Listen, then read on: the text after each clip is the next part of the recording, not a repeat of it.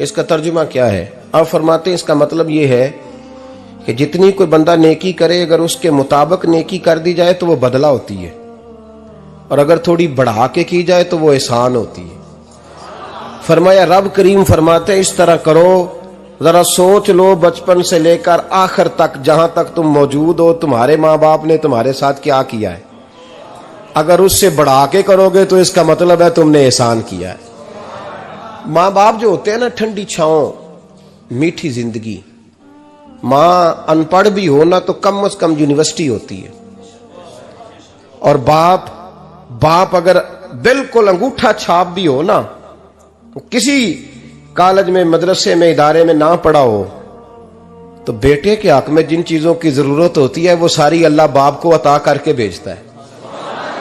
माँ बाप को ना कुछ इल्म लदुन्नी अल्लाह देता है कि बच्चों के लिए कैसे आगे बढ़ना है। माँ बाप एक हुस्न है मुआशरे का। रब तबारक व तआला की देखे ना, अल्लाह अकबर, दुनिया में किसी की मोहब्बत जांचनी हो ना तो मोहब्बत की तमसील दी जाती है। वतिलकल अमसालु नदरिबुहा लिन्नास, अल्लाह लोगों के समझने के लिए मिसालें बयान फरमाता है। अल्लाह तबारक व तआला ने जब अपना आप समझाना चाहा ना, तवज्जो है मेरी बात पर, जब मालिक ने अपना आप समझाना चाहा तो मेरे रब ने माँ बाप की मिसाल बयान फरमाई। रब्बिरहमहुमा कमा रब्बयानी सगीरा, या अल्लाह उन दोनों पे रहम फरमा। और ये लफ्ज रब यहां दो माने में आया है, उलमा बैठे। रब का माना होता है तदरीजन पालना का, या अल्लाह उन दोनों पे रहम फरमा जिन्होंने मुझे रब बन के पाला।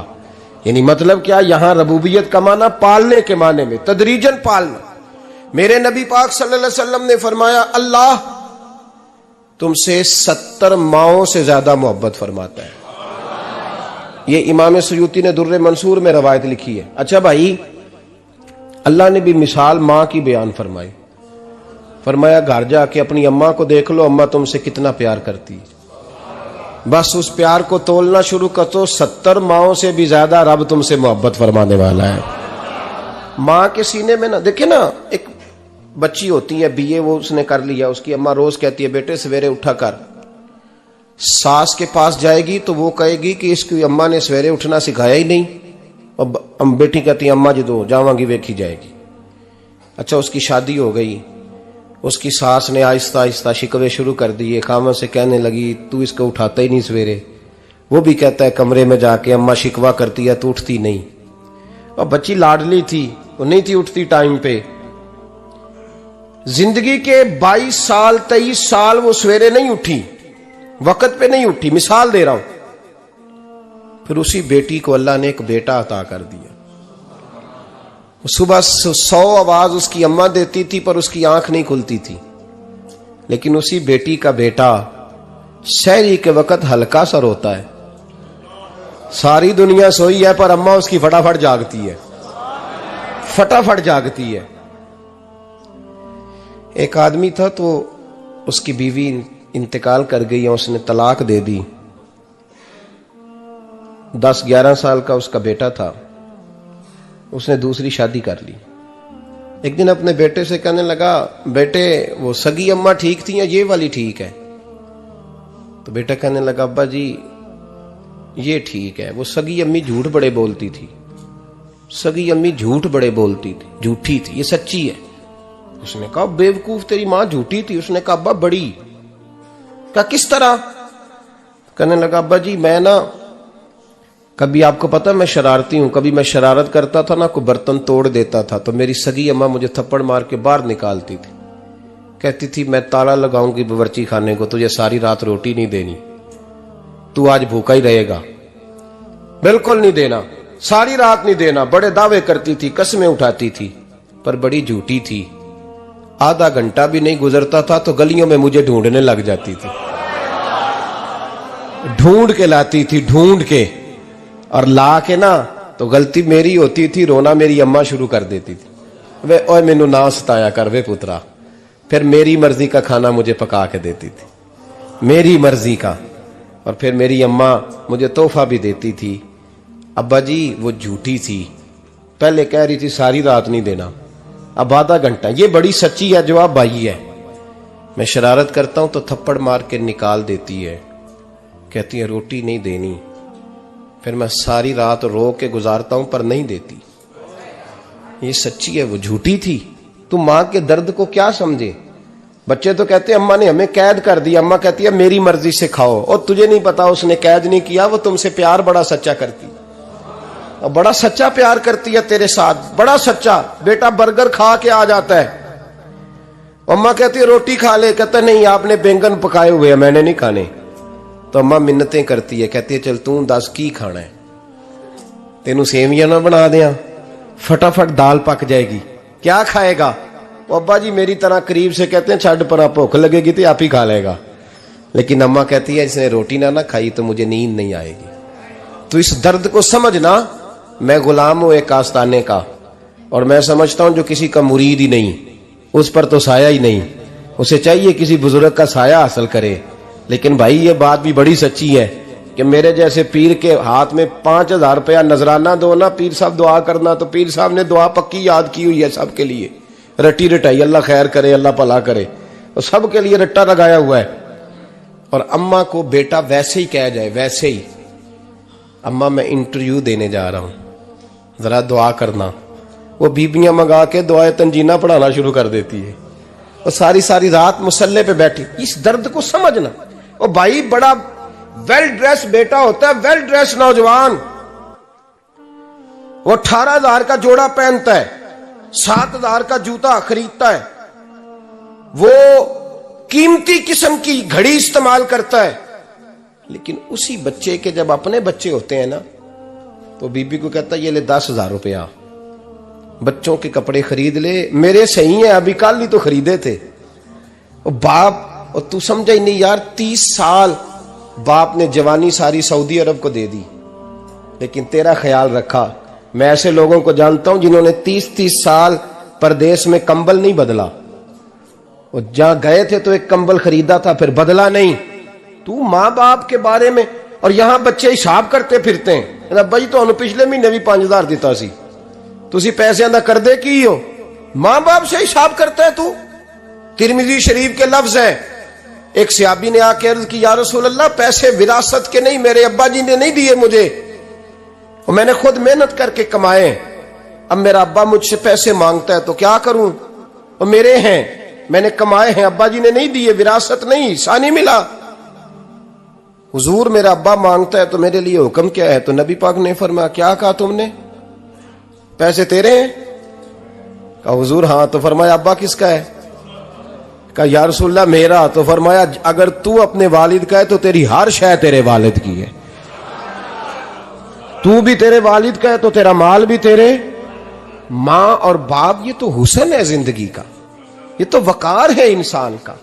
जब तक मां बाप का हाथ पकड़ के चलोगे ना, रास्ते सीधे रहेंगे, और जिस दिन उंगली छोड़ के सड़क पे निकलना पड़ा ना, सर चकराने लगेगा। याद रखना ये बड़ा मुश्किल काम होता है। लोगों का तो रुख ही उस दिन वादे होता है जिस दिन आदमी साये से महरूम होता है। अम्मा तो कमरे में पड़ी हो ना, औरंगजेब आलमगीर की मां फौत हो गई, 350 कमरा था महल का,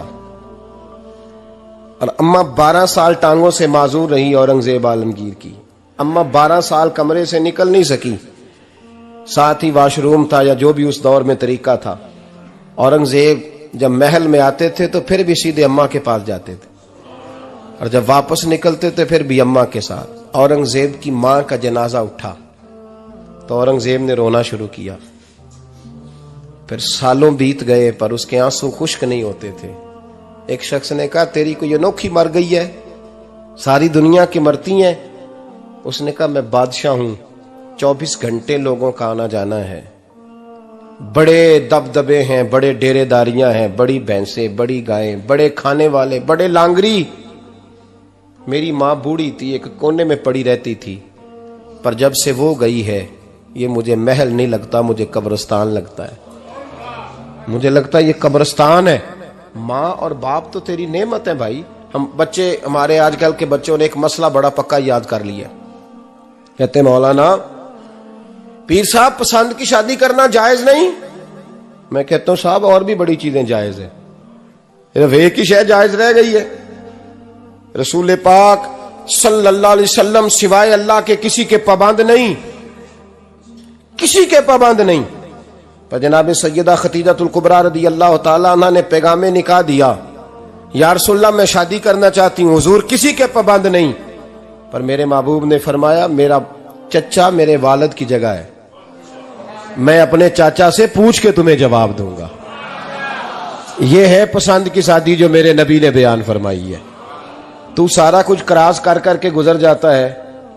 यहां तो हाल यह है कि पालने वाला कोई और साये में बैठने वाला, बाग तेरे दी कर कर राखी मैं सारी उम्र गुजारी, तो जदों ये फल पकन ते आया ते लै गए होर व्यापारी। और बेटा गुजरता है अम्मा के दरवाजे के आगे से, अम्मा के दरवाजे के आगे बेटा अमरूद लेके आया है 6 किलो। तवज्जो है मेरी बात पर? इधर देखें जी, छोड़ें थोड़ी देर हमारी सुने। वो अमरूद लेके आया 5-6 किलो, तो अम्मा के दरवाजे के करीब से गुजर गया रात को। तो कमाई खाने का टाइम आया ना, तो गुजर गया। तो वो वजीर आजम से डरता है ना, तो जाके बीबी से कहता है बीबी के हकूक देना भी रसूलुल्लाह की सुन्नत है। लेकिन ये क्या बात हुई, तूने बीवी और मां का मुकाबला शुरू करा दिया? समझ तो सही, ये तेरे लिए काबे की जगह है और तू बीवी के लिए काबे की जगह है। उसे भी समझना चाहिए, गौर करना चाहिए। 5 किलो अमरूद लेके तो मां के कमरे के करीब से गुजर गया है। बीबी को जाके कहता है चल आधा किलो अम्मा को भी दे आ, उसके कौन से दांत हैं। तो प्लेट में डाल के वो लाई है। तू समझा ही नहीं, तूने गौर ही नहीं किया। बंदा तो वो ठीक नहीं था, नेपोलियन।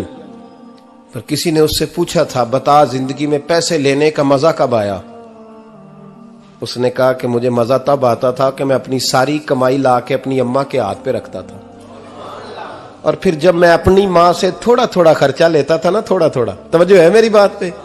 अम्मा जी 10 रुपए दे आज, कि तो जब मैं थोड़ा थोड़ा खर्चा लेता था ना, तो मुझे यूं लगता था जैसे मैं बादशाह वक्त के सामने खड़ा हूं और वो खजाने का मुंह खोल खोल के मुझे देता जा रहा है। तू इस जायके को समझ तो सही भाई, तू इसको समझ तो सही भाई। याद रखें और गौर करें, मां और बाप। और फिर ये भी सुन लें, नबी पाक सल्लल्लाहु ताला अलैहि वसल्लम ने मां बाप के लिए फरमाया हुमा जन्नतुका व नारुक, यही तेरी जन्नत है और यही तेरे लिए जहन्नम है। अगर ये राजी हो गए तो तेरे लिए जन्नत है, नाराज हो गए तो चाहे तू 100 पीर के मजार पे हाजिरी दे आ, लेकिन जब तक अब्बा राजी नहीं उतनी देर तक अल्लाह राजी। ये हदीस पाक है, हुजूर ने फरमाया जिसके वालिद राजी उसका अल्लाह राजी, और जिसका बाप नाराज उसका अल्लाह। हाँ बेशक, अब ये हदीस है ना, तो सारे वली एक तरफ बैठ जाएं, कहें या अल्लाह बख्श दे मुरीद को। लेकिन अगर अब्बा कहे या अल्लाह ना माफ करना, तो अल्लाह उन औलिया की नहीं मानता, वालिद की मानता है। इसलिए बुल्ले शाह आसमानी उड्डियां पढ़ना है, जेड़ा घर बैठा उन्होंने पढ़िया ही नहीं। भाई याद रखो, माँ बाप से प्यार करो, इनकी खिदमत करो, इनके पास बैठा करो, और माँ बाप को टाइम दें, वक़्त दें, चंद घड़ियां उनके पास बैठें। आप यकीन करें, अब्बा जी से आप मशवरा कर ले, सिर्फ मशवरा, मर्जी बेशक अपनी करें, लेकिन उस मशवरे में आपको इतना साया मिलेगा कि जिंदगी में कभी नाकामी नहीं होगी। पर असी सज्जन दी मन्नी, अब्बे दी नहीं मन्नी। तो फटे पे जो नलायक हमारी तरह का बैठा है उससे मशवरा लेना है, वालिद से नहीं लेना। बाप के पास बैठें, उससे मशवरा लें। मेरे अब्बा जी किसान थे, मैंने अपनी जिंदगी में ढेरों चीजें अपने बाप से सीखी हैं, दर्जनों चीजें सीखी हैं। मेरे वालिद बड़े खुददार थे, मिजाज में अजीब सी खुददारी थी। कोई बंदा कभी हाल पूछ लेता था ना कि हालात किस तरह के हैं, तो फरमाते थे भाई अगर बताना हुआ तो अपने अल्लाह को बताऊंगा। अल्हम्दुलिल्लाह बड़ा फजल है, मैंने उनके हाथों पे हमेशा छाले देखे, हमेशा छाले, लेकिन उनका हाथ कभी किसी दुनियादार के सामने फैलता हुआ नहीं देखा। लोग मुझे कहते हैं आप किस पीर साहब के साहबजादे हैं, तो मैं कहता हूं मैं उस पीर का साहबजादा हूं जिसने मेहनत करके हलाल की कमाई खाई सारी जिंदगी। ये लोग पीर नहीं होते, ये मुर्शिद नहीं होते, और मैंने दर्जनों चीजें सीखी उनसे। तो सीखने तो बैठ, तुझे हजारों चीजें मिलेंगी। भाई अपनी जिंदगी में माँ बाप की तरफ देखो, सबसे जरूरी काम है इन्हें वक्त दो। अम्मा के ओ भाई बड़ा मुश्किल है दुनियादारों से तारीफ कराना, ते अम्मा दे कोल ते एवं 2 मिनट राती बईए ना आखी अम्मा पैर कटे ना रजाई चो तेरे घुट छड़ा, ते अम्मा कहती जा मेरा पुत्र थकिया आया तू सो जाके, मैं कदों काम लगी सा, मैं कदों हल वाहन डई सा, जा सो जा जाके। बस ये कार्रवाई है। तूने 2 मिनट के लिए कह दिया, सवेरे पूरे मोहल्ले में तेरी अम्मा कहेगी अल्लाह मेरे पुत्र वर्गा पुत्र सारियां नूं दे। राती आउंदा ते मैनू घुट के सौंदा है, अल्लाह घुटिया कोई नहीं सुया भी कार्रवाई पाई सू, लेकिन वो सबको बताती है। तो भाई इतनी कीमती चीज और तू छोड़ के मैं कभी जलसे से देर से आता था ना, अब तो जाता नहीं ज्यादा जगहों पे, कोशिश करता हूं कि चलो माहौल के मुताबिक, थोड़ा खुश्क आदमी हूं तो हर जगह सेट नहीं हो पाता, इसलिए कम जाता हूं। तो कभी रात को आते थे ना देर से, मेरी अम्मा जी शुगर की मरीज थी, तो मैं छोटे भाई को फोन करता था कि अम्मा जी सो गए, कहते सो गए। मैं कहता था कि तू ना इस तरह कर, नीचे आ जा, 2 बज गए, वो शुगर की मरीज है, आंख खुल जाए ना तो दोबारा लगती नहीं बुजुर्गों की, तो तू दरवाजा खोल दे, अंदर दस्तक दी तो दिक्कत होगी। तो मैं जूते उतार के अंदर दाखिल होता था, तो पहला कदम रखता था तो मेरी अम्मा बोल पड़ती थी पुत्र आ गए, आ गए। ओ भाई तू इस दर्द को समझना, कोई तुझे मिलेगा, कोई मिलेगा तुझे ऐसा। अब मैं दूर दराज भी चला जाता हूं, उनकी जिंदगी में नहीं जा पाया, कहती थी हमने नहीं जाना, घर में रहना है, इस कैफ को समझ ले, इस दौलत के करीब हो जा। हजरत अबू हुरैरा रदी अल्लाह ताला अन्हु फरमाते हैं मेरी अम्मा बूढ़ी थी, मैं उनकी खिदमत करता था। बाप की खिदमत और माँ की खिदमत सबके हिस्से में नहीं आती, ये रब जिसे महबूब रखता है उसे ये मौके अता करता है। खुश नसीब है जिसे बूढ़ा बाप मिले और वो नौकरी करे, खुश किस्मत है जिसको बीमार माँ मिले और वो नौकरी करे। हजरत अबू हुरैरा फरमाते मेरी अम्मा बूढ़ी थी, तो उनका मैदा कमजोर हो गया था, तो मैं उठा के पखाना पेशाब करता था तो कई दफा मेरे ऊपर कर देती थी। ये हजरत इब्न जौजी अलैहि रहमा ने इसको लिखा है, फरमाते हैं मेरे दिल में ख्याल आता था कि मैं बड़ा खिदमत गुजार हूं अपनी माँ का। एक दिन मैं हजरत उमर के पास बैठा था उनके दौरे खिलाफत में, तो एक शख्स आ गया। उस शख्स ने आकर के कहा कि हजरत उमर से हुजूर एक मसला पूछना है। फरमाया पूछो। वो कहने लगा हुजूर मेरी अम्मा बूढ़ी हो गई है, बीमार रहती है, मरीजा है, मुझे आवाज देती है बेटे पेशाब आया है, आवाज देती है, तो मैं अम्मा को उठाता हूं। अभी मैं बैतुल खिला तक वॉशरूम तक जाता नहीं कि मेरी अम्मा मेरे ऊपर पेशाब कर देती है। हजरत उमर से कहने लगा हुजूर बचपन में मैं अम्मा पे पेशाब करता था, अब अम्मा मेरे ऊपर कर देती है तो हक अदा हो गया ना। हजरत अबू हुरैरा कहते हैं जब उसने सवाल पूछा तो मेरे भी कान खड़े हो गए।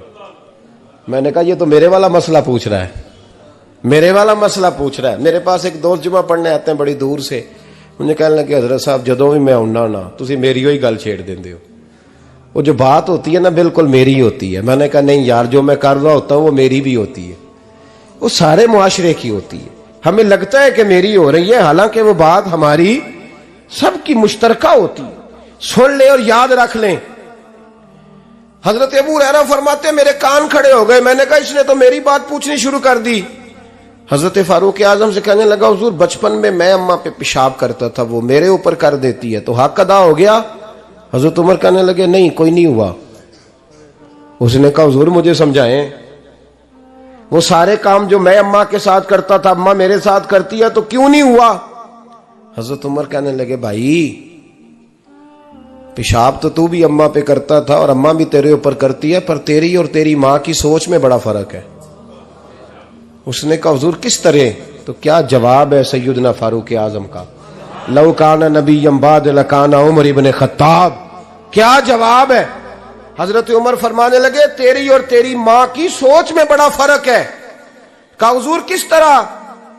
फरमाया जब तेरी अम्मा तेरे ऊपर पेशाब करती है ना तो तू दुआ करता है कि या अल्लाह बूढ़ी हो गई है इसे पर्दा दे दे, और जब तू अपनी अम्मा पे पेशाब करता था तो वो दुआ करती थी या अल्लाह मेरे लाल को लंबी जिंदगी अता फरमा।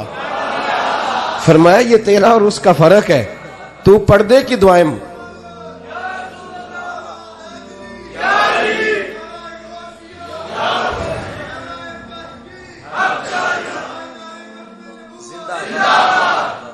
सुने अजीजों, कहा जब तेरी और तेरी मां की सोच में, और नबी पाक सल्लल्लाहु अलैहि वसल्लम ने फरमाया है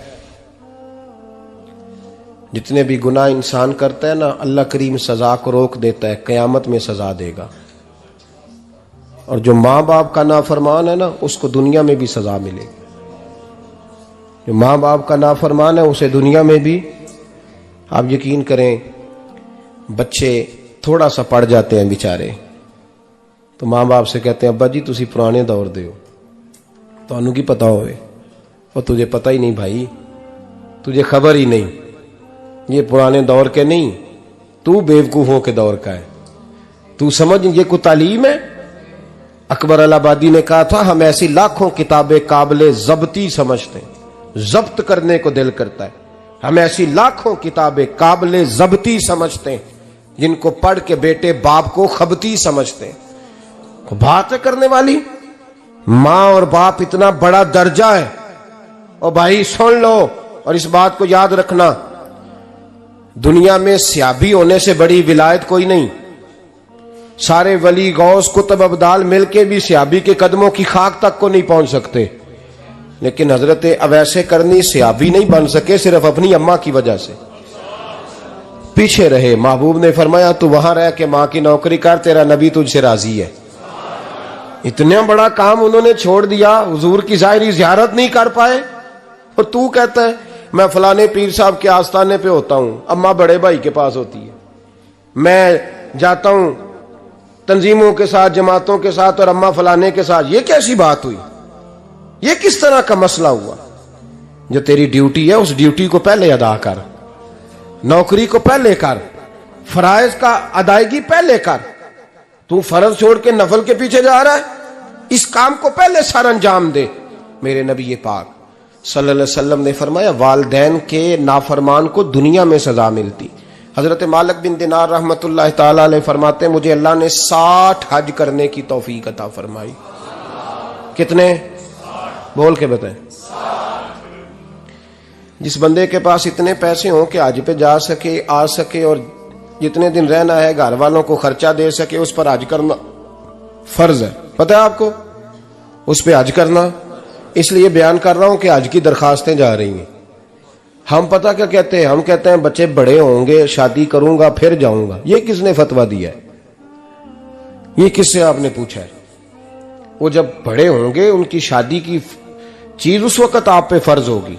अभी जो फर्ज है उसको अदा करें। और ये तिरमिजी शरीफ की हदीस है, याद रख ले।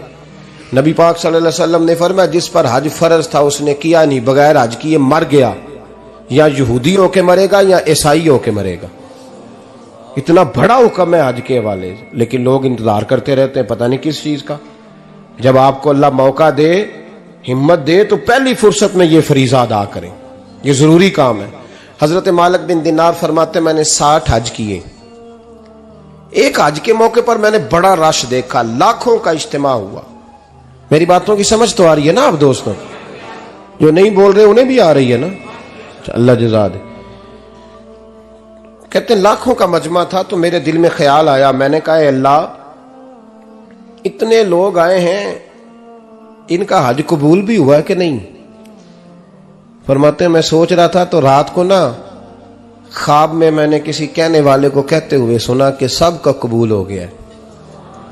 बल्ख का रहने वाला मोहम्मद बिन हारून बल्खी है, उसका हज कबूल नहीं हुआ।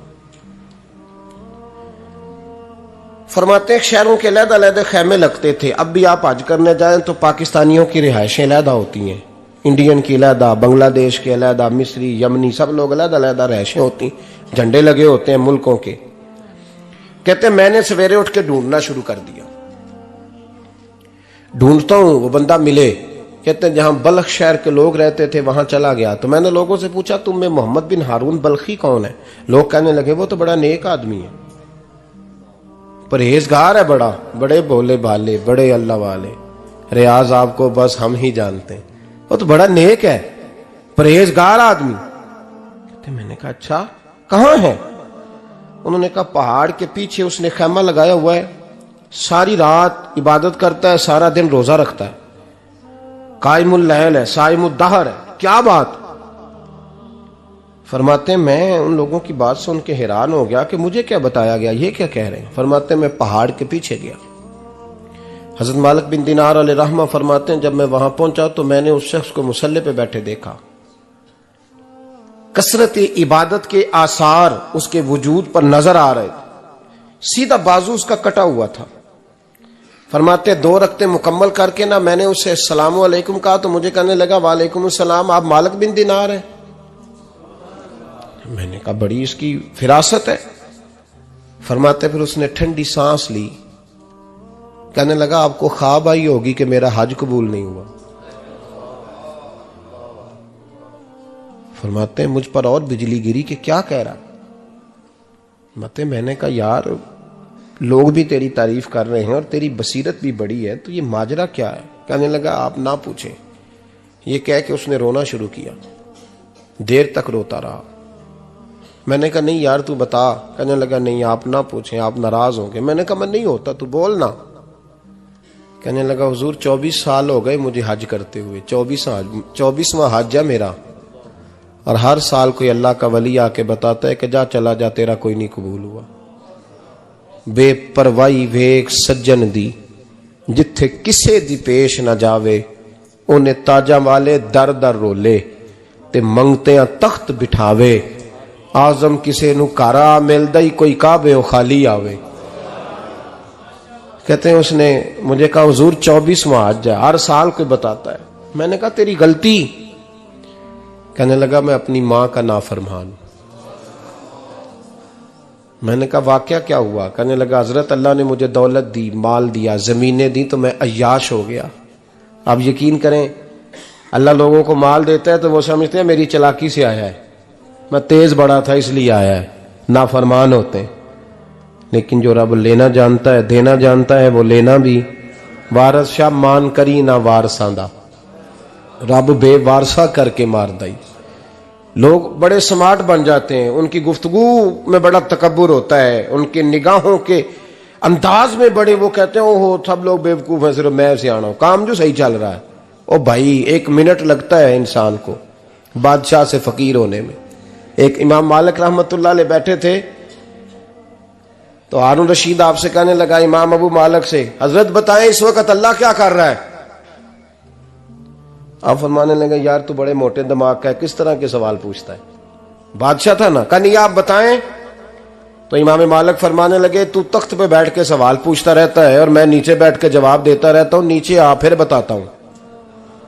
उसने कहा जनाब बताएं। फरमाने लगे तू सवाली है ना, तो तू नीचे बैठ और मैं ऊपर बैठता हूं। क्या जनाब आ जाए। हारून रशीद नीचे आ गया, इमाम मालिक तख्त पे बैठ गए। फरमाने लगे अब बता क्या पूछ रहा था। कहने लगा हुजूर पूछा था अल्लाह इस वक्त क्या कर रहा है। फरमाने लगे रब इस वक्त तुझे समझा रहा है कि इस तख्त पे तकब्बुर न करना, 1 मिनट लगता है मैं तुझे उठा के मालिक को बिठा दिया करता हूं। ये तुझे समझा रहा है, लिहाजा इस समझ पे कायम रहना, तकब्बुर न करना, 1 ही तो मिनट लगता है, ये तुझे समझा रहा है। तो वो शख्स कहने लगा मोहम्मद बिन हारून बल्खी इमाम मालिक बिन दिनार से कि हुजूर बड़ी दौलत थी तो मैं अय्याश हो गया था। रमजान का महीना था, अम्मा तंदूर में रोटियां लगा रही थी, मैं शराब पी के घर आ गया। हमारे यहां ये भी फैशन है ना, अब मेहंदी वाले दिन चौधरी साहब के डेरे पे जवान शराब पीते हैं तो पूछते हैं हाजी साहब आप तो हाजी भी हैं, तो डेरे पे मुंडे क्या करते रहे। कहते मैं डेरे तो सा मैनू नहीं पता, वो कार लगे सन। हाजी साहब आपको सारा पता है और अल्लाह आपसे पूछ लेगा। यहां तो कोई आदमी चुप कर जाएगा आपके किलों की वजह से, लेकिन अर्श के मालिक को भी तो जवाब देना है कि नहीं। क्या तरीका है देखे ना, कुल वाले दिन महफिल और मेहंदी वाले दिन अल्लाह से सिर्फ दुखों का रिश्ता है, रसूलुल्लाह से सिर्फ गमों का रिश्ता है। अगर तूने ढोल ढमक्का शोर शराबा किया है शादी वाले दिन तो कुल वाले दिन भी बजा, तेरा पता चले, जनाजे पे भी बजा। क्या तमाशा है। मजहब सिर्फ रस्म है, जरूरत है। कोई मर गया तो कुरान पाक खोल लो, बाकी जो मर्जी करो। हज भी कीती जांदे हो, लहू भी पीती जांदे हो, खो के माल यतीमां दा भेज मसीती जांदे हो, फट दिलां दे सींदे नहीं टोपियां सीती जांदे हो, नफ्स ते छुरी फेर दे नहीं बकरे कीती जांदे हो, फर्ज भुलाई बैठे हो, नफला नीति जांदे हो, ओ दसो ते सही बुल्ले नू ए की कुछ कीती जांदे हो, ओ दसो ते सही बुल्ले शाह नू की कुछ कीती जांदे हो। कोई तरीका है? कोल शरीफ पे मौलवी साहब तशरीफ लाइएगा, अब्बा जी के कोल है, तो मैं तो कहता हूं बजा ना बैंड बाजे वाला आज भी, तेरा पता चले कि ये दो दो काम कैसे होते हैं। तू किस तरह दो कश्तियों का, समझ नहीं आती बात की। मैं तो जाता ही नहीं बैंड बाजे वाली शादी पे, मैं कहता जो तुमको मर्दी पढ़ा लो, ने कहा हमसे नहीं दो दो काम होते, अल्लाह रोजी देने वाला है, एक ही करते हैं। दो रंगी छोड़ के यक रंग हो जा, सरासर मोम हो जा या संग हो जा, मौज करो। हम इस चक्कर में पड़ते ही नहीं, हम वो रास्ता ही छोड़ देते हैं जो हमारी तबीयत के मुताबिक नहीं होता, बस खत्म हो गई बात। इसलिए गौर करें और याद रखें इस बात को। इमाम मालिक बिन दिनार रहमतुल्लाह अलैह फरमाते हैं, मुझसे कहने लगा पैसे आए तो मैं अय्याश हो गया। रमजान का महीना था, असर के बाद मेरी अम्मा इफ्तारी की तैयारी कर रही थी, मैं गया, मैंने कहा शराब पी हुई, अम्मा रोटी दे, तो अम्मा कहने लगी शर्म कर, शर्म कर, रोजा रखा नहीं तो जिन्होंने रखा है उनका तो ख्याल कर। कहते अम्मा की बात का मुझे गुस्सा लगा। मैं कहा करता हूं बदनसीब है वो बेटा जिसका बाप उससे बात करते हुए डरता है कि पता नहीं कहां से बोलेगा। बदनसीब नहीं वो बेटा जिसकी मां उससे बात करते हुए सहम जाती है कि पता नहीं कौन सी बोली बोलेगा। बदनसीब नहीं कि मां बाप भी जिससे खोल के बात ना कर सके। हजरत मालिक बिन दिनार से कहने लगा, अम्मा ने जब कहा ना शर्म कर, तो मुझे गुस्सा आया, मैंने मां को थप्पड़ मारा और मेरी मां जलते हुए तंदूर में गिरी। लोगों ने मुझे पकड़ के अंदर बंद कर दिया कमरे में। सारी रात मैं शोर सुनता रहा पर नशे में धुत रहा। सवेरे आंख खुली तो मेरी बीवी बैग बांध रही थी। मैंने कहा कहां जा रही हो? कहने लगी जो मां का नहीं बना मेरा कैसे बनेगा। और मैंने कहा मेरी अम्मा का, वो तो लोगों ने रात को ही दफन कर दी जनाजा पढ़ के। तड़प के कहने लगा मुझे क्यों नहीं बताया? तो कहते हैं लोग कहने लगे तेरी मरती हुई मां कह गई थी इसे मेरा मुंह ना देखने देना, मेरे जनाजे के करीब ना आए। हजरत मालिक बिन दिनार फरमाते हैं जब उसने ये बात सुनाई तो मैंने भी उसके मुंह पे थप्पड़ मारा। मैंने कहा तो इसी काबिल है। कहते हैं वो रोने लगा, हुजूर दुआ करे अल्लाह मुझसे राजी हो जाए। कहने लगा जब मां की इंतकाल की खबर मिली तो मैंने कुल्हाड़ी लेके वो हाथ काट दिया जिससे मां को मारा था। मैंने सारी जायदादें खिरात कर दी। 24 साल हो गए, 24 साल। सारी रात नमाज पढ़ता हूं, रोजा रखता हूं, हज करता हूं, पर हर साल कोई आके कहता है जा दौड़ जा तेरा कोई नहीं कबूल हुआ। हुजूर दुआ करे मालिक राजी हो जाए। फरमाते मैं थप्पड़ मार के आ गया। मैंने कहा तुझसे राजी हो जाए इतने जालिम से? इमाम मालिक फरमाते हैं रात को आके सोया तो मुझे ख्वाब में रसूल पाक का दीदार हुआ। तो नबी पाक अलैहिस्सलाम ने फरमाया मालिक तू उसे मायूस क्यों कर आया है? अल्लाह तो बड़ा मेहरबान है। कहा हुजूर मां के नाफरमान को माफी कैसे मिलेगी? तो इमाम मालिक फरमाने लगे नबी करीम ने फरमाया जा उसे जाके बता दे तुझे कयामत में तेरी मां की वजह से बख्श दिया जाएगा। कहा हुजूर अम्मा की वजह से किस तरह? तो महबूब फरमाने लगे इसकी मां कयामत में इसके खिलाफ मुकदमा दायर करेगी रब करीम की अदालत में। ए अल्लाह मैंने 9 माह पेट में रखा, दर्द सह के इसे जना, जिगर का खून पिला के पाला और इसी ने मुझे कत्ल किया। रब करीम इसकी मां का मुकदमा सुन के कहेगा उठाओ इसको दोजख में फेंको, इसने मां जलाई थी इसे भी जलाओ। महबूब फरमाने लगे जब पकड़ करके मालिक उसको मोहम्मद बिन हारून को लोग ले जाएंगे ना जहन्नम की तरफ, अभी फरिश्ते घसीटेंगे ही तो पलट के फिर अम्मा की तरफ देखेगा और दूसरी दफा फिर घसीटेंगे तो पलट के देखेगा और तीसरी दफा फिर पलट के कहेगा अम्मा ये मुझे जलाने लगे, अम्मा ये जहन्नम में फेंकने लगे। मेरे हबीब फरमाने लगे वो जल के मरने वाली मां वहां भी बोल पड़ेगी, कहेगी या अल्लाह चल मैंने माफ किया तू भी माफ कर दे। ऐ अल्लाह मैंने माफ किया तू भी माफ कर दे, अल्लाह तू माफ कर दे इसे,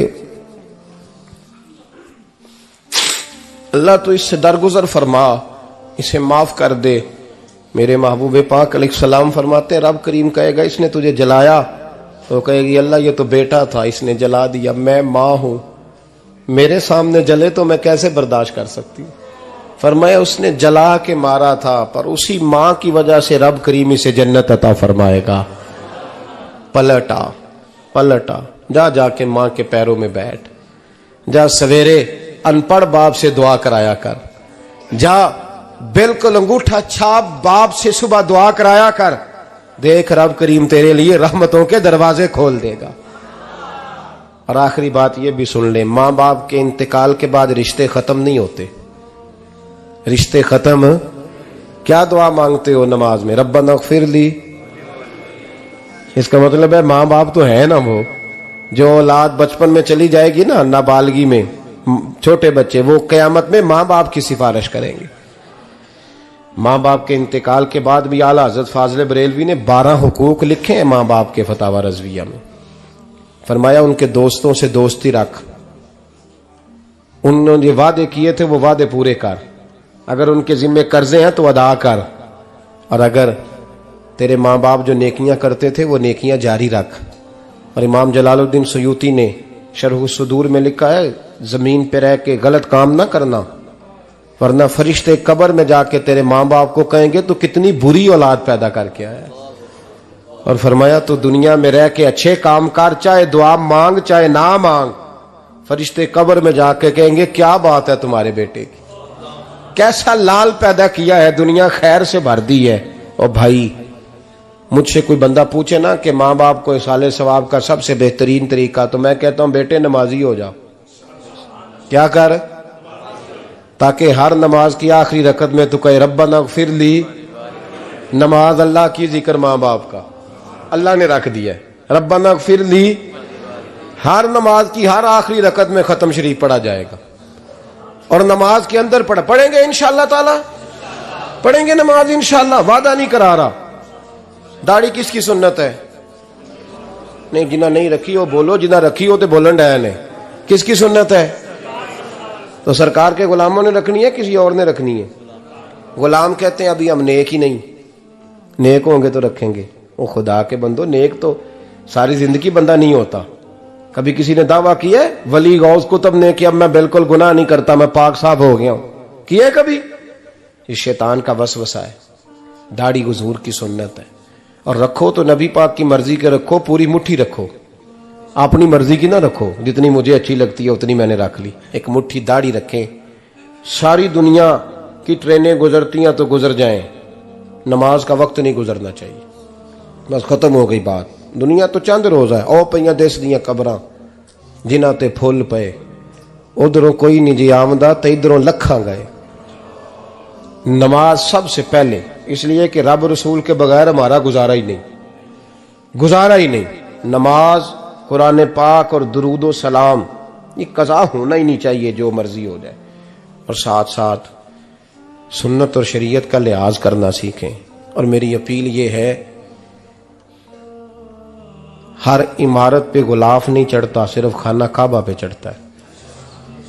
हर किताब का गुलाफ नहीं होता, सिर्फ कुरान पाक का होता है। हर बीबी का पर्दा नहीं होता, सिर्फ मुसलमान औरत का होता है। जो चीजें पर्दों में होती हैं ना, वो मुकद्दस होती हैं। और भाई टाफी से भी रैपर उतार दो तो मक्खियां बैठने लगती हैं। तो जो बीबी पे पर्दा होगी उस पे बुरी नजरें नहीं जमेंगी। ड्यूटी है आपकी, बेटियों को पर्दा कराएं, बहनों को पर्दा कराएं, माँ बाप माओं को गुजारिश करें। पर्दा हुस्न है मुसलमान का। जिस घर में पर्दा रहता है उस घर में अल्लाह के फरिश्ते रहमत नाज़िल फरमाते हैं। ये कोई फैशन, कोई तरीका, कोई मतलब ही नहीं इन चीज़ों का। बापर्दा करें अपने घरों को। दुआ करता हूँ अल्लाह तबारक व तआला मेरी इस हाज़िरी को कबूल फरमाए। अल्लाह आप सबका आना कबूल फरमाए। और जो कुछ मैंने कहा, अल्लाह तबारक व तआला हमारे दिलों में, हमारी रूहों में इस जज्बे को जागुज़ी फरमाए। आखिर दावाना अल्लाह सलामत रखे। अब काफी नहीं हो गया काम? मैं तकरीर भी इतनी करता हूँ 35-40 मिनट की, यहां तो कुछ ज्यादा हो गई है मेरा ख्याल है। तो थोड़ी बात करने की कोशिश किया करता हूँ। चलो मेरी राय यह है कि खुराक थोड़ी हो तो हजम जल्दी हो जाती है। अरसलान साहब से मैंने कहा मेरा खाना ना पकाना।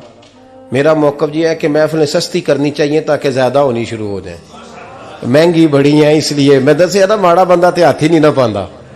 तो मैं कहा करता हूं कि कम से कम खर्चा हो। हमारे करोड़ों रुपया सालाना लगता है महफिलों पर, अगर अरबों कह दूं तो फिर भी बात गलत, लेकिन उसका रिजल्ट हमें उस तरह का नहीं मिलता जिस तरह का मिलना चाहिए। लेकिन आपने अजमत वालदैन पे प्रोग्राम किया। मेरी राय यह है कि हुकूके ज़ौजैन पे भी होना चाहिए, और शादी से पहले हर बच्चे को मियाँ बीवी के हुकूक का पता होना चाहिए। बाद में 3 तलाकें दे के आ जाते हैं, कहते हैं मैंने पता ही नहीं सी। तो अगर पहले पता कर लेंगे तो ये तमाशा नहीं लगेगा, लेकिन ये काम होता नहीं। बहन भाइयों के हुकूक पर बात होनी चाहिए, ये बड़े जरूरी काम है। और ये भी सारा मेरे नबी पाक का मिलाद ही है, इसलिए कि ये बातें मुस्तफ़ा ने सिखाई हैं हमें सल्लल्लाहु। एक बात कही हजरत ने, मैं अर्ज कर देता हूं। मुहद्दिस इब्न जौज़ी रहमतुल्लाह अलैह एक बुजुर्ग के बारे में फरमाते हैं, वो कहते हैं कि बाज लोगों ने तो उनका अपना नाम लिखा है, और बाज जगह पे एक और बुजुर्ग का जिक्र है, और बयान रवायत हज़रत मुहद्दिस इब्न जौज़ी फरमाते हैं। वो कहते हैं कि मैं घर में कोई काम कराना था, काम होते हैं ना छोटे मोटे घर में, तो फरमाते हैं मैं मजदूर लेने गया बगदाद में। चौकों पे मजदूर सारी उम्र का मजदूर ही है ना बेचारा। अमीर तो अमीरतर होता जा रहा है और गरीब गरीबतर हो। हमारे तो पीर भी लोगों को कह रहे हैं फकीर हो जाओ, खुद अमीर होते जाते, खुद रोज बरोज अमीर हो रहे हैं, दुनिया को कह रहे हैं फकीर हो जाओ। तुम भी तो थोड़ा फकर इख्तियार करो ना भाई, जो दर्ज दे रहे हो। इल्ला माशाअल्लाह, सबकी बात नहीं करता। फरमाते हैं कि मैं ना मजदूर लेने गया, बगदाद के चौक में मजदूर बैठे होते थे, तो मेरी उन मजदूरों में से ना एक नौजवान बच्चे पे नजर पड़ी। बड़ा कमजोर सा वजूद था, लेकिन चेहरे पर इबादत का निशान था। माथा बताता था कि नमाज का बड़ा ख्याल रखता है। मैं उसके करीब गया, चेहरे भी बड़ा कुछ बताते हैं ना, चेहरों में भी बड़ी रानाई होती है। फरमाते हैं मैं करीब गया, मैंने उसको कहा बेटे मजदूरी करोगे? तो कहने लगा मजदूरों में बैठा हूं तो हुजूर मजदूरी के लिए ही तो बैठा हूं। तो मैंने कहा कि चलो फिर। कहने लगा नहीं मेरी कुछ शर्तें। मैंने कहा बताओ? कहने लगा पहली शर्त यह है कि लोग 4 दिनार दिहाड़ी लेते हैं, मैं 3 दिनार लूंगा। मैंने कहा यार बे तो बड़ी बेहतरीन है, बाकी भी इस तरह की रख ले। उसने कहा हुजूर दूसरी शर्त यह है कि मैं आपकी मुकम्मल बात मानूंगा, लेकिन जब अजान हो जाएगी फिर आपकी नहीं सुनूंगा। तीसरी बात उसने ये की कि हुजूर मैं आपके घर में काम करूंगा पर आपके किसी सवाल का जवाब नहीं दूंगा। कहते हैं मैंने कहा यार तू बड़ा अजीब है, शर्तें तो मालिकों की होती हैं। कहने लगा जी बहरहाल मैं शर्तें लगा के जाता हूं। फरमाते मैं उसे घर ले आया, काम मैंने उसको बताया, तो जो काम मजदूर सारे दिन में करता है ना उसने 2 घंटे में ही कर दिया। हमारे मजदूर सिगरेट पीने में भी तो आधा घंटा लगाते हैं ना, वो चाय पीने जाएं तो पौना घंटा वहां। उनको भी तो दयानतदारी करनी चाहिए कि नहीं करनी चाहिए? ने मुआहदा किया है ना जी, तो पूरा उतरना चाहिए ना। कहते 2 घंटे में। अब काम जब बंदा शुरू कराता है तो काम और निकल आता है। कहते काम मैंने उसको और बता दिया, वो करने लगा। उसने मिट्टी निकाल के रखी थी बाहर रास्ते में, तो अजान हो गई जोर की। उसने वहीं कुदाल छोड़ी कई और चलने लगा। तो मेरा बेटा कहने लगा इसको जरा बराबर कर दो। कहने लगे चुप कर जा, तेरे बाप से बात हुई थी, जब अजान होती है तो मैं किसी और की नहीं सुनता, सिर्फ अल्लाह रसूल की सुनता हूं। कहते मस्जिद चला गया, नमाज पढ़ के आया तो दोपहर का वक्त था। मेरी बीबी कहने लगी इसको को खाना खा ले। कहते हमने कहा खाना खा लो, तो कहने लगा मैंने रोजा रखा हुआ, रमजान भी नहीं था, नफली रोजा रखा हुआ। फरमाते हैं शाम हुई, मैंने 3 दिनार दिए। तो मैंने कहा तेरा नाम क्या है? कहने लगा मैंने आपसे कहा था मैं किसी सवाल का जवाब नहीं दूंगा। तो वो चला गया। अगले दिन मैं फिर लेने गया उसे, काम कुछ और निकल आए। तो लोगों ने बताया वो सिर्फ हफ्ते वाले दिन आता है। मैंने कहा क्यों? कहने लगे जी वो कहता है मेरा हफ्ते का खर्चा 3 दिनार है, जब 3 दिनार कमा लेता हूं तो बाकी सारा टाइम अल्लाह रसूल की जिक्र में गुजार दिया करता हूं। फरमाते हैं अजीब। अगले हफ्ते मैं फिर लेने गया, मैंने पूरा हफ्ता इंतजार किया कि काम उसी से कराना है। मैं जब गया तो मैंने कहा चलो। कहने लगा मेरी शर्तें याद है ना? और मैंने कहा याद है भाई साथ चल। फरमाते हैं काम कराया, 2-3 हफ्ते वो आता रहा। एक हफ्ते में गया तो लोगों ने कहा हुजूर आज नहीं आया। क्यों? कहने लगे बीमार हो गए। कहाँ घर है? कहने लगे बगदाद के कब्रिस्तान के पीछे जो कच्ची आबादी है उसमें रहता है। फरमाते मैं गया, दरवाजे पे दस्तक दी तो कहने लगा हुजूर आप हैं? दरवाजा खोला है, आ जाइए। फरमाते मैं अंदर गया तो मैंने कहा तुम्हें कैसे पता चला मैं आया हूं? कहने लगा हुजूर अल्लाह वाले हो, आप नहीं आना था, वरना अमीर तो गरीबों का पता लेने कोई नहीं आते। कहते मैं करीब गया तो कहने लगा मैं आपका इंतजार कर रहा था, तेज बुखार है, तप रहा। जेब से कुछ पैसे निकाले, कहने लगा ये पैसे रख लें। एक अंगूठी निकाली, कहने लगा हुजूर आज रात को मेरा इंतकाल हो जाएगा, इन पैसों का कफन खरीद के सुबह जनाजा पढ़ के मुझे दफन कर देना, और जब दफन करो तो ये अंगूठी लेके असर के बाद हारून रशीद के पास जाना। आप उसे कहना मैंने मिलना है, पर वो आपको टाइम नहीं देगा। आप उसको आवाज दीजिएगा कि तेरी एक अमानत है मेरे पास, फिर वो आपसे मिलेगा तो अंगूठी दे दें, फिर आप मेरी तरफ से फारिग हैं। हजरत फरमाने लगे तेरा नाम? और कहने लगा हुजूर वक्त थोड़ा है, आज रात मैंने जाना है, बड़ी लंबी माफी मांगनी है रब करीम से, अगर मुनासिब समझे तो मुझे अपने रब से तन्हाई करने दे। फरमाते हैं मैं आ गया, पर उसकी बातों ने मुझे सारी रात सोने नहीं दिया। फरमाते हैं सुबह बड़ी मुश्किल से सूरज निकला, मैं गया, दरवाजे पे हाथ रखा तो दरवाजा खुला हुआ था। अंदर दाखिल हुआ तो खुशबुएं मेरा इस्तकबाल कर रही थी। जब चेहरे से कपड़ा हटाया तो उसका तो इंतकाल हो चुका है, इंतकाल हो चुका है। ऐसे जैसे किसी का दीदार करके सोया है। कहते मैं तो 2 आदमी ले गया था जनाजे पे, पर पता नहीं दुनिया किधर किधर से आई, कहां कहां से। अखां जदों मीटियां जमाना मैनू रोवेगा, अपना ते अपना बेगाना मैनू रोवेगा, अपना ते अपना। और मियां साहब ने कहा था बाद मरन दे मुखड़ा मेरा हो जावे जे ताजा, फिर समझ लेना महबूब मेरे ने आन पड़िया जनाजा। और किसी उर्दू के शायर ने कहा था मेरे मरने पे हर सू शोर मच जाएगा देखोगे। अल्लाह मेरे मरने पे हर सू शोर मच जाएगा देखोगे, कहने अलविदा सरकार खुद तशरीफ लाएंगे। फरमाते हैं मैं तो 2 बंदे ले गया था, पर पता नहीं मखलूक कहां कहां से आई। जनाजा पड़ा, दफन किया। हारून रशीद के पास में असर के बाद गया, मैंने बुलाना चाहा पर बादशाह था, मेरी तरफ देखा ही नहीं। मैंने उसको कहा तेरी एक अमानत मेरे पास है। फरमाते हैं वो मुझे कोने पे ले गया, क्या बात है, कमरे में बुलाया, मैंने अंगूठी दी। हारून रशीद तो चीखे मारने लगा, कहने लगा अंगूठी वाला कहाँ है? मैंने कहा वो तो इंतकाल कर गया। कहने लगा मुझे कब्र पे ले चल। कहते मैं कब्र पे लाया तो वो लेट गया, तड़प के रोने लगा। मैंने कहा मेरा कलेजा फट जाएगा, ना उसने कुछ बताया ना तूने बताया, ये कौन था? तो हारून रशीद कहने लगा ये मेरा बेटा था। मैंने कहा तेरा बेटा और मजदूर? कहने लगा हुजूर ये हजरत दाऊद ताई के पास बैठा करता था, उनका मुरीद था, मुझे रोज कहता था अब्बा तूने बड़ी दुनिया इकट्ठी कर ली है, मरते वक्त तुझसे टांगे समेटी नहीं जाएंगी, इतना हिसाब नहीं तू दे सकेगा। मैं इसको समझा देता, इसकी अम्मा समझा देती। ये रोज हमें कहता छोड़ दो आ जाओ अल्लाह रसूल की बारगाह में झुक जाएं, हम समझ। एक दिन ये चला गया, कहने लगा फिर तुम्हारा रास्ता और है और मेरा रास्ता और है। ये सोने की अंगूठी गलती से इसके पास रह गई थी, गलती से हीरे की अंगूठी चली गई। कहने लगा देखो मेरे बेटे ने आज वो भी वापस कर दी है। फिर तड़प के कहने लगा हारून रशीद था तो ये मेरा बेटा, पर मेरा मुर्शद निकला, मेरा पीर निकला। भाई जिंदगी तो बड़ी थोड़ी है ना। बाबा साहब ने कहा था उठ फरीदा सुत्या, और दाढ़ी आ गया पूर, अग्गा नेड़े आ गया, पिछा रह गया दूर। उठ फरीदा सुत्या खलकत वेखन जा, मते कोई मिल जाई बख्शिया ते तू ही बख्शिया जा। उठ फरीदा सुत्या झाड़ू दे मसीत, तू सुते रब जागदा तेरी डाडे नाल परीत। मेरा रब हमें भी अपनी बारगाह में कबूल फरमाए। आखिर दावाना अनिल हम्दुलिल्लाह।